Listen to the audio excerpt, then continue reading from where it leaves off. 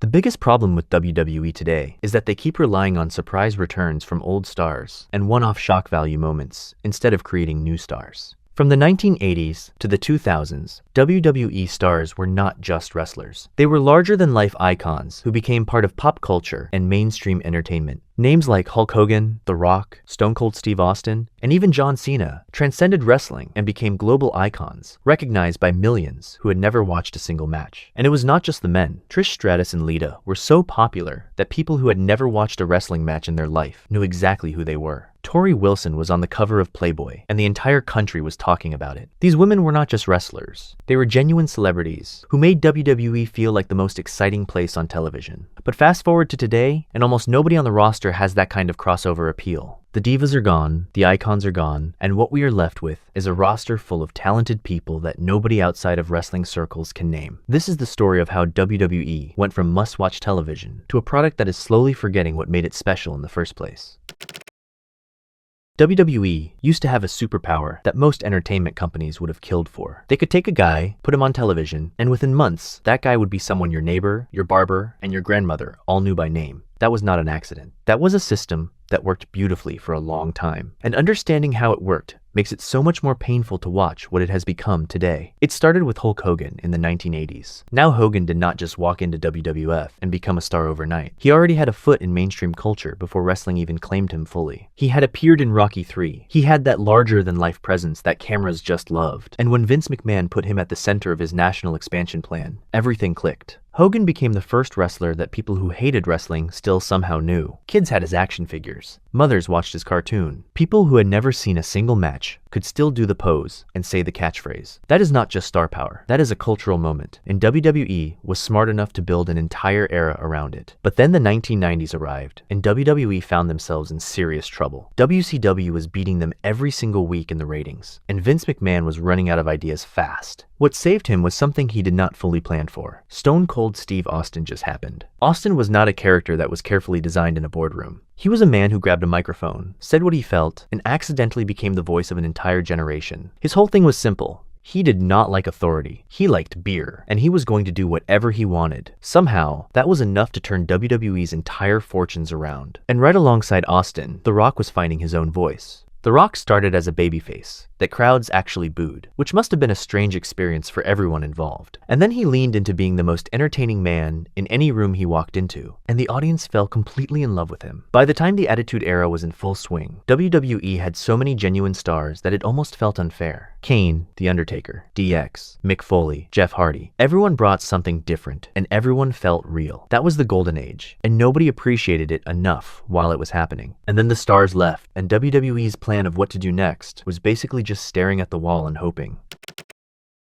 The problem with building stars that big is that eventually they leave. The Rock looked at Hollywood, and Hollywood looked back at him, and that was basically the end of his full-time wrestling career. Stone Cold's body started breaking down, and injuries took him out before his time. And suddenly, WWE was standing in a very large, empty room, wondering what to do next. Triple H and Brock Lesnar stepped up during this period, and both were genuinely good, but neither of them had that crossover quality that made casual people care. You could put Triple H on a talk show, and people would politely clap. You could put Stone Cold on a talk show, and the whole building would lose their minds. That difference matters more than people realize. This is where Vince McMahon started thinking differently, and honestly, you cannot completely blame him. He had made Hulk Hogan the biggest star in wrestling, only to watch him walk straight to WCW and become the most important person in a rival company. He had built The Rock and Stone Cold into genuine mainstream celebrities, only to watch them leave wrestling entirely because they had better options. So Vince made a decision that changed everything. He decided that nobody would ever be bigger than the WWE brand itself. The company would be the star. Individual performers would be important, but they would always exist beneath the umbrella of the WWE name. It sounds like a reasonable business decision when you say it like that. In practice, it slowly strangled the very thing that made WWE worth watching. So Vince built a wall around his kingdom to make sure nobody got too big to leave, and then accidentally made sure nobody got big enough to matter. When you decide that the brand is more important than any individual, the first thing you do is start controlling how big anyone is allowed to get, and that is exactly what happened.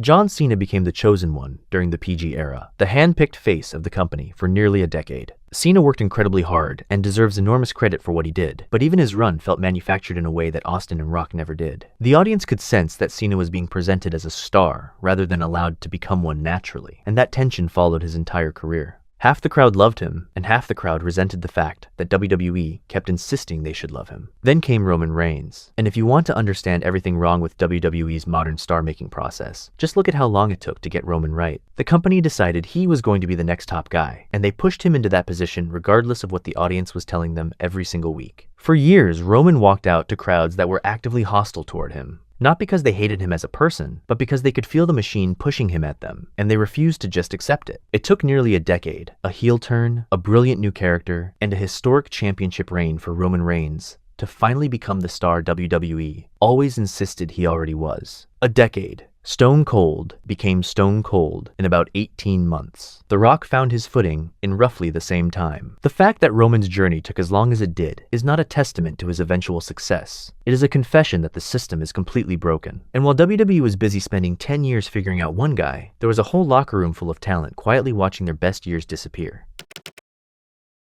The most frustrating part of watching WWE today is seeing talented people stuck in neutral while the company refuses to press the accelerator. LA Knight is perhaps the most obvious example of this in recent memory. Knight has everything. He can talk, he can work. Crowds genuinely lose their minds for him in a way that feels completely organic and unplanned. At one point, the audience reaction for LA Knight was so loud and so consistent that WWE had no choice but to acknowledge it. And then they did the most WWE thing imaginable. They gave him a little push, let the crowd get excited, and then quietly pulled back before he could reach that next level. Because at that next level, he might become someone they cannot fully control. And that is apparently more frightening to WWE than having a roster full of people nobody outside wrestling has ever heard of. Knight was practically carrying the crowd on his back every single night, and WWE responded by giving him a mid-card title and hoping everyone would calm down. They did not calm down, but WWE did not change course either. Drew McIntyre is another painful case. The man has the size, the look, the ability on the microphone,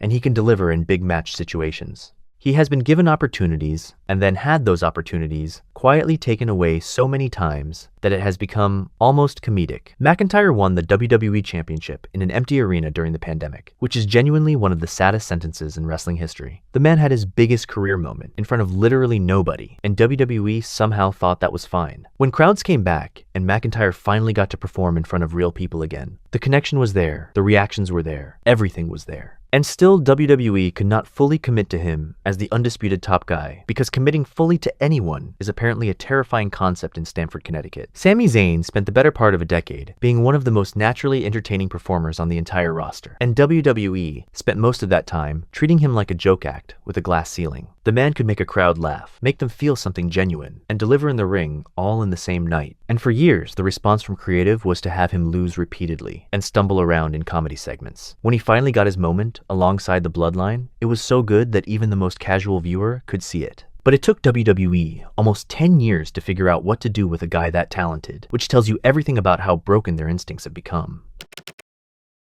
Rather than doing the slow and unglamorous work of building characters and giving performers time to develop, WWE has become completely addicted to the shortcut of borrowing someone else's audience. Logan Paul shows up and immediately gets a main event spotlight because he already has millions of followers who will tune in to see what he does next. KSI appears and generates social media numbers that most of the full-time roster could never dream of. Jelly Roll performs at an event, and the clip goes everywhere online. And none of this translates into those people becoming wrestling fans or caring about anyone on the actual roster. Logan Paul's audience came to see Logan Paul. When he leaves, they leave with him, and the full-time roster is left exactly where they started. The logic from WWE's side is understandable in a depressing kind of way. Why spend 2 years carefully building LA Knight into a mainstream star when you can get Logan Paul to do a moonsault off a ladder and have the clip trending within 20 minutes? Bad Bunny genuinely had a good match and people were impressed, but as good as it was, it also quietly highlighted how much more charisma he had in that moment than most of the people who are there every single week. That is not a compliment to Bad Bunny. That is an indictment of how badly WWE has failed to make their own roster feel special. Every main event segment handed to a YouTube star is a missed opportunity to elevate someone from the active roster. Every celebrity appearance is a reminder that WWE has stopped believing in their own product enough to let it speak for itself. And if WWE does not change course soon, the consequences are going to be very hard to watch.